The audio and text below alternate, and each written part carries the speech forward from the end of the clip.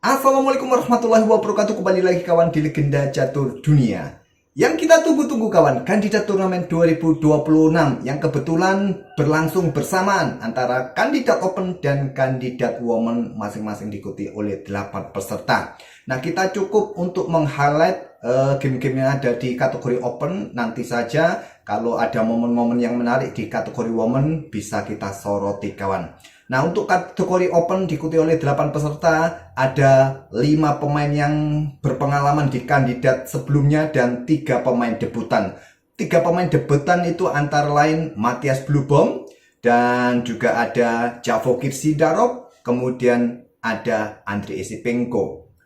Kalau Fabiano Caruana ini yang paling berpengalaman kawan, dia bermain 6 kali. Ya, di era modern ini dia bersama Viswanathan Anand sudah 6 kali ikut kandidat turnamen. Kalau secara keseluruhan rekor masih dipegang oleh Viktor Korchnoi asal Uni Soviet sebanyak 10 kali. Kemudian pemain berpengalaman lainnya seperti Hikaru Nakamura ini 4 kali, dan juga ada Anas Giri juga 4 kali bermain di kandidat turnamen. Wei sudah 2 kali ya, tahun 2016 pernah, 2024 atau 2000 berapa aku lupa.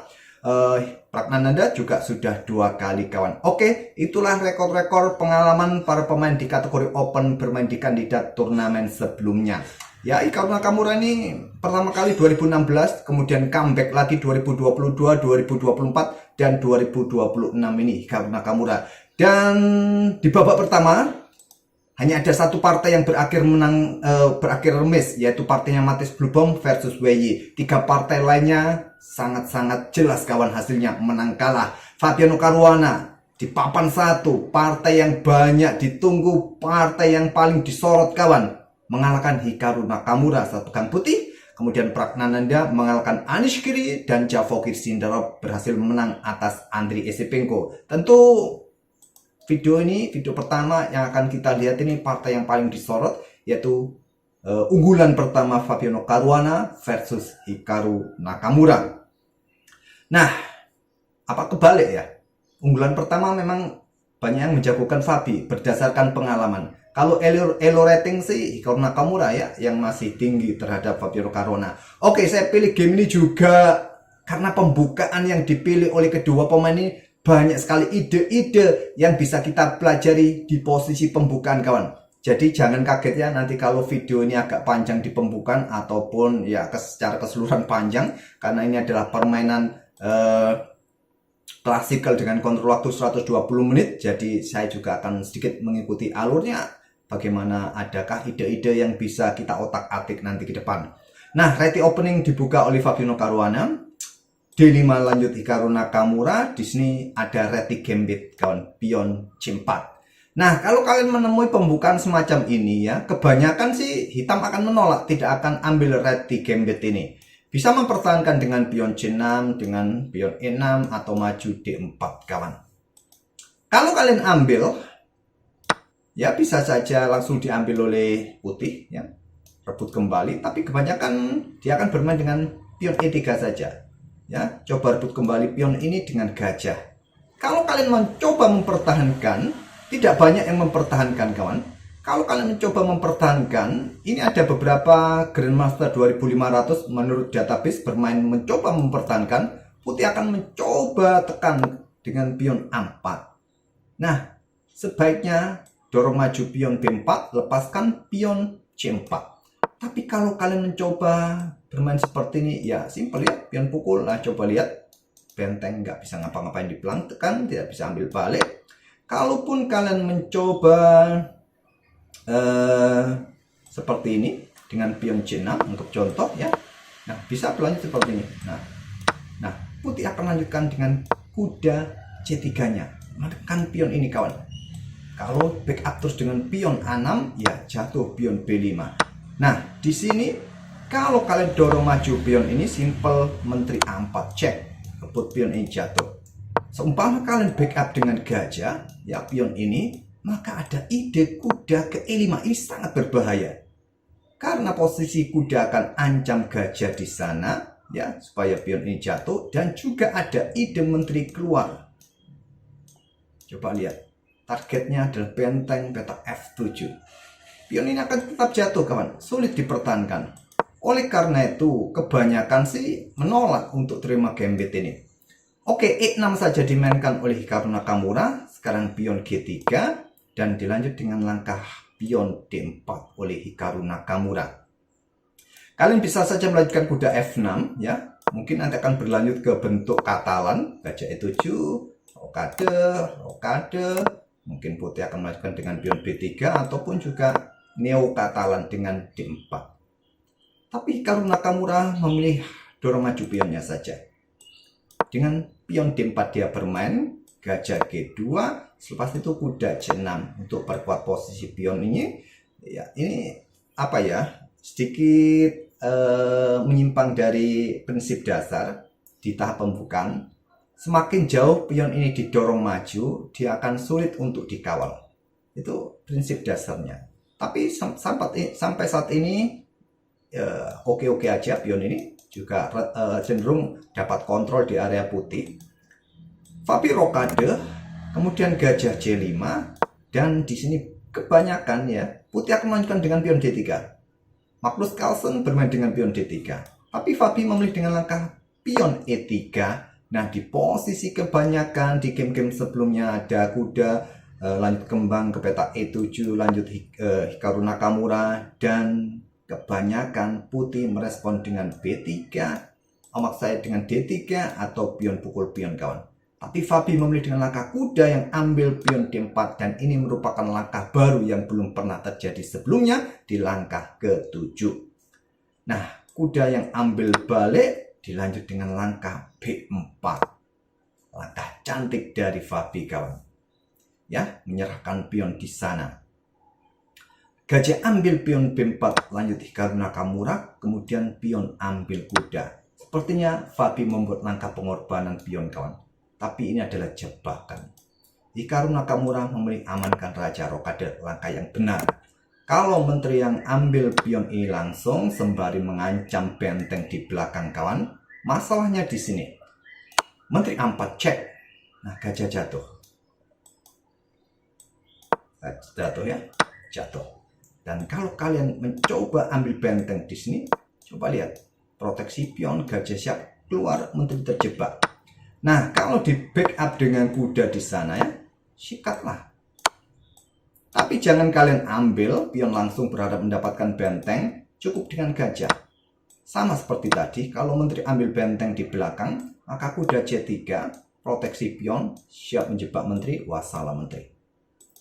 Oleh karena itu, tidak ambillah memilih rokade amankan Raja Hikaru Nakamura, kemudian di sini ada menteri B3, coba ancam gajah. Gajah A5. Nah, kalau kalian mencoba menjebak gajah ini ya, ambil contoh di situ, langsung nanti kalian serang, ya ini beda lagi ceritanya sekarang, beda lagi cerita.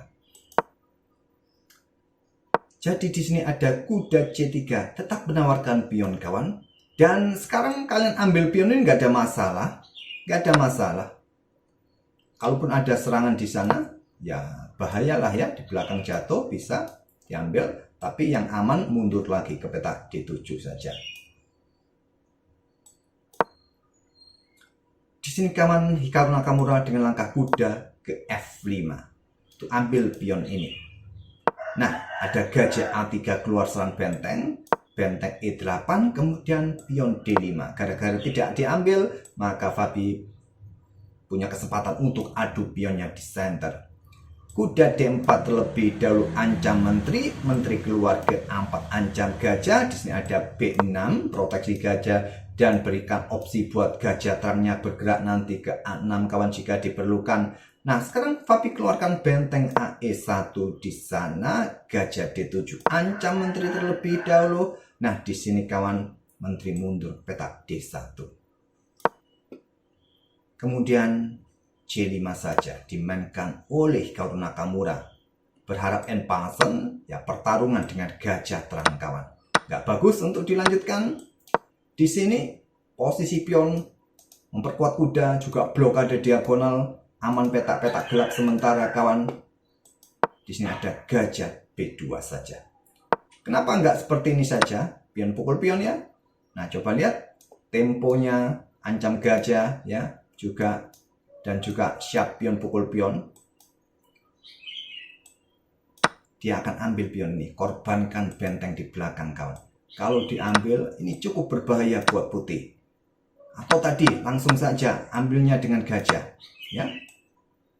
Gajah ambil benteng, menteri ambil balik. Coba lihat, rentan sekali kawan, rentan sekali, diikuti gajah juga. Oleh karena itu Fabi memilih dengan gajah B2 saja. Benteng B8 menghindari diagonal terang, dan persiapan juga dorong maju pion. Ada A4 perkuat petak B5 Fabi. A6. Nah sekarang pion D pukul pion E6, gajah ambil balik menarget pion yang di sini. Ada kuda D5 menantang pertukaran, nanti posisinya akan diambil alih oleh gajah terang yang posisinya akan cukup sentris. Menteri D6 lanjut Nakamura, dan Fabi memutuskan serahkan gajah klubnya caplok kuda D4 yang cukup mengganggu, ambil balik. Kemudian ada benteng E4 tekan pion di sana, dan di sini langkah pertama yang saya nggak suka yaitu dengan langkah gajah ambil kuda ini kawan. Ya sebetulnya ini langkah ya biasalah, oke saja lah. Ini langkah the best move-nya juga menurut Engine. Tapi saya sendiri kurang suka. Engine juga menyarankan pion D3 ini saja. Dia menyerahkan gajah terang. Gajah caplok kuda D5. Benteng pukul benteng E8 cek terlebih dahulu, ambil balik. Nah sekarang baru gajah pukul gajah D5. Lanjut Nakamura mengawasi petak F7. Posisinya juga cukup bagus ya. Lanjut Fabi. Nah gajah B4, H4, A5 untuk perkuat posisi gajah, mengawasi pion ini kawan. Nah di sini D3 dimainkan, tapi diagonal ini terbuka. Sekarang kontrol lajur E dari Hikaru Nakamura cukup kuat ya. Benteng nggak bisa digeser kawan. Menteri F6 lanjut Nakamura mengawasi menteri kalau ingin keluar, siap melakukan pertukaran. Pegang hitam, remis cukuplah di game pertama menghadapi Fabi.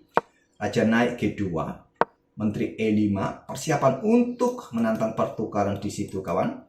Fabi keluarkan menteri ke F3, ancaman di belakang. Menteri F6 menantang pertukaran, Fabi menolak menteri G4, siap menyusup ke belakang nanti mungkin.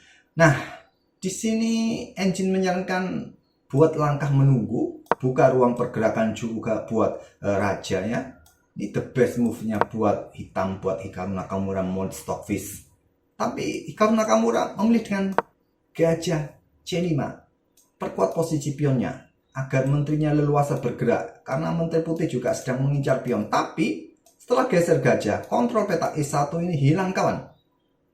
Hanya benteng yang mengawasi. Dan Fabi mulai meluncurkan tekanan dengan pion H5. Berhadap dengan benteng juga nanti geser dukung pion. H6 dipilih oleh Hikaru Nakamura. Seumpama di sini hitam membuat langkah menunggu, anggap saja rajanya mojok. Ini cukup berbahaya karena putih akan mengorbankan bentengnya di situ. Kalau benteng pukul menteri ke situ, ancaman skakmat ya. Nah, gajah blokade caplok, menteri blokade kah, benteng blokade kah, baris belakang bahaya skakmat. Anggap contoh membuat pergerakan yang lain seperti gajah ke sini, mundur mandir. Nah, menteri bisa naik ke D7 ataupun benteng H1 mendukung pion, ini juga cukup berbahaya. Langsung saja H6, the best move dari Hikaru Nakamura. Benteng H1, karena dia nggak mungkin keluar lewat lajur E, jadi benteng H1 angkat, nanti ke sini mungkin ada menteri G5 menantang pertukaran, ditolak menteri ke D1, kemudian di sini ada menteri E7 kembali. Engine lebih menyukai ke sini kawan, ke F6 saja. Ini langkah terkuatnya. Kenapa ke petak E7 ini menurut stockfish bahaya? Karena ada gajah C6 ancam benteng.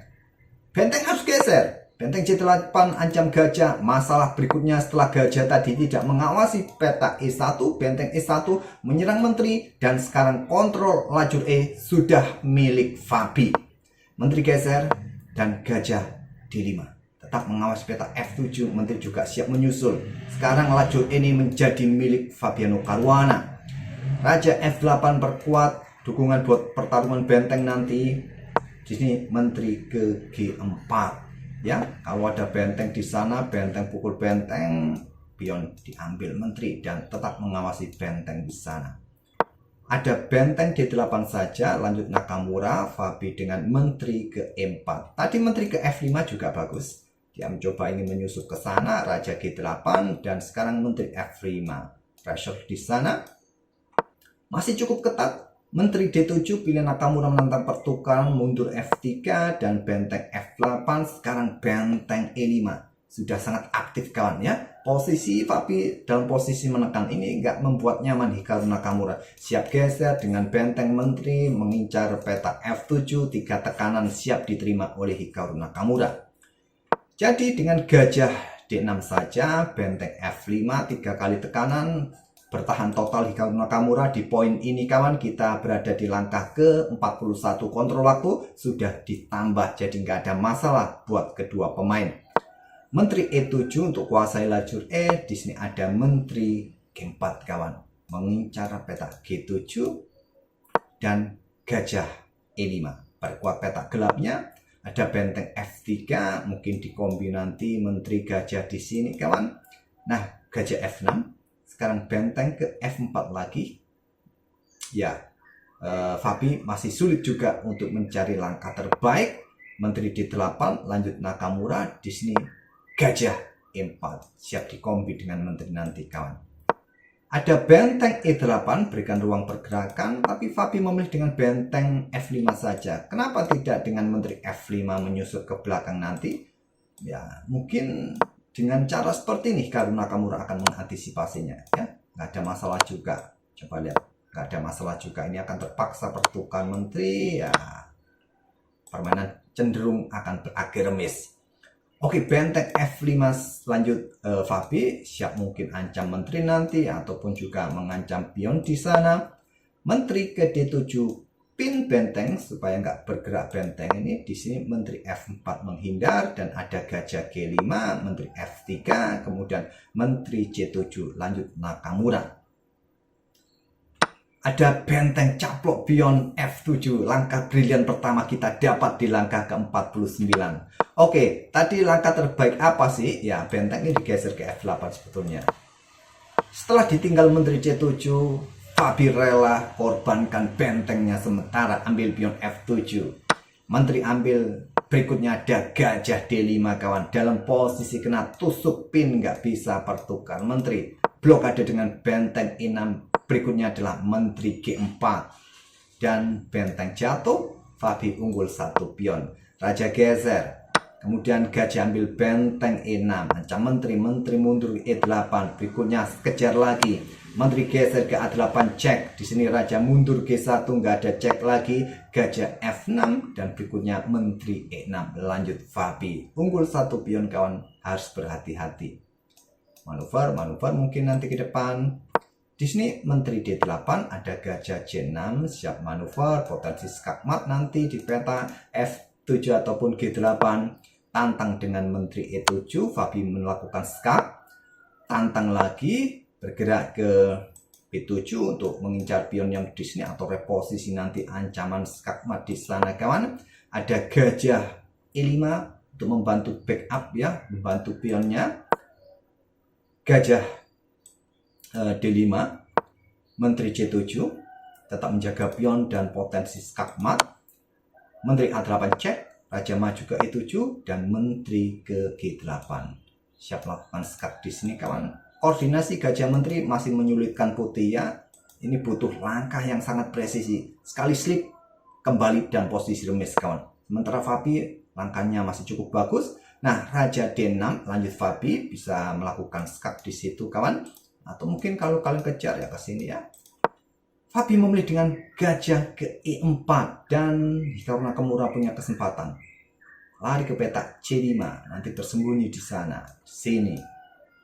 Jelas menteri diberikan tempat oleh gajah. Tapi Hikaru Nakamura mundur lagi, rajanya ke E7. Gajah ke G6 berikan dukungan. Di sini ada gajah F6, menteri F7 cek. Raja ke D6 nantang pertukaran menteri ke D5 cek, mundur lagi ke E7 dan ada gajah F5 berikan dukungan di sini kawan. Nah, gajah E5 lanjut Nakamura, pion F4 skak dulu bagus ya. Nah, terserah kalian nanti bergerak kemana-kemana, nanti disusul F4. Tapi F4 dulu, urutan berbeda, konsekuensi dan hasil juga bisa berbeda. Gajah F6, baru raja G2 di sini. Ada menteri D6 nantang pertukaran, menteri B7 cek, raja mundur ke F8, ada raja F3 lanjut Fabi, ingin aktivitas raja persiapan endgame tanpa menteri kawan, menteri E7, dan di sini menteri ke E4 untuk blokade laju menteri hitam. Pertukaran menteri akan terjadi dan pion ambil balik untuk koneksikan 3 pion ini, 4 pionnya. Lanjut gajah mundur ke E7. Di sini maju pion E5, berikan ruang pergerakan buat raja. Gajah B4. Gajah yang ke D3, berikan ruang pergerakan buat raja ataupun pionnya terlebih dahulu. Ada gajah E1, pion G4, raja E7, raja E4, dan kemudian gajah G3 mengincar 2 pion di peta gelap. Simple dengan pion F5 terlihat cukup normal untuk tidak memberikan tempat buat raja juga untuk menghindari tekanan. Tapi kalau engine menyukai dengan G5 yang didorong kawan, G5. Oke, kalau aku sih setuju manusiawi bermain dengan pion F5 sekarang tidak memberikan tempat buat raja untuk maju ke baris ke-6. Nah, di sini gajah ke H4, the best move-nya buat hitam atau ke E1 saja. Tapi memilih raja TD7. Nah, masih pion G5, the best move-nya kawan. Diikuti pion di sini maju dan di sini bisa lolos. Memilih dengan raja ke D5 juga untuk menghentikan potensi raja hitam yang ingin menyelinap. Gajah 4. Ada pion F6. Melakukan kesalahan Fabi. Raja langsung ambil pion yang di sini bagus. Kenapa kok ditinggal memilih dengan pion itu? Ya, pion G pukul pion F6, tapi ada pion C6 cek. Maksudnya pion E6 cek. Kemana raja hitam ini harus melangkah? Di sini Hikaru Nakamura punya kesempatan untuk menahan permainan untuk mempersulit Fabi. Tapi Hikaru Nakamura manusiawi untuk blokade laju pion. Kesalahan blunder meninggalkan kontrol peta C6 kawan. The best move-nya adalah bergerak ke C7 untuk kawal pion yang di sini. Di sini putih mau main apa? Kalau raja ambil pion di situ, ya sekarang raja maju ke D6. Permainan cenderung akan berakhir miss. Nah, kalau setelah raja C7 pion ini didorong, ya tinggal bergerak raja ke D7. Nah, kalau pion dipromosikan sekarang, caplok. Ya, seumpama pion ini pun jatuh, bisa bermain dengan F5 kawan. F5 saja. Pion ini juga akan menyulitkan kalau nggak dicaplok sekarang. Ya, gajah ini bisa bergerak proteksi pion. Ini juga akan mempersulit Hikaru Nakamura dan cenderung dengan langkah presisi permainan akan berakhir miss. Tapi dengan raja ke E7 melepaskan kontrol peta C6, pion ini jatuh kawan. Ada raja ambil pion E6, raja ambil pion B6, kemudian ada gajah E1 proteksi pion. Setelah pion C5, Hikaru Nakamura menyerah di langkah ke 83. Cukup panjang, 83 langkah kawan. Nah, apa masalahnya? Ya pion ini didorong maju terus bisa promosi. Kalaupun kalian kawal nanti dengan gajah mempertahankan peta gelap, peta C7, pion ini jatuh, ada 2 pion yang harus dikawal oleh hitam. Sudah nggak mungkin lagi. Ini jelas mudah buat kalian pun mudah untuk mempromosikan salah satu pionnya ini. Dan hitam pun juga nggak akan bisa mendorong pionnya karena sudah dihentikan oleh gajah yang sangat powerful di peta D3. Oke, sangat seru di tahap pembukaan, ide-idenya cukup menarik. Semoga bisa jadi bahan pembelajaran kalian. Insya Allah nanti sore kita akan ulas 1 game lagi. Jangan lupa tinggalkan jejak, like, comment, serta subscribe. Terima kasih. Wassalamualaikum warahmatullahi wabarakatuh.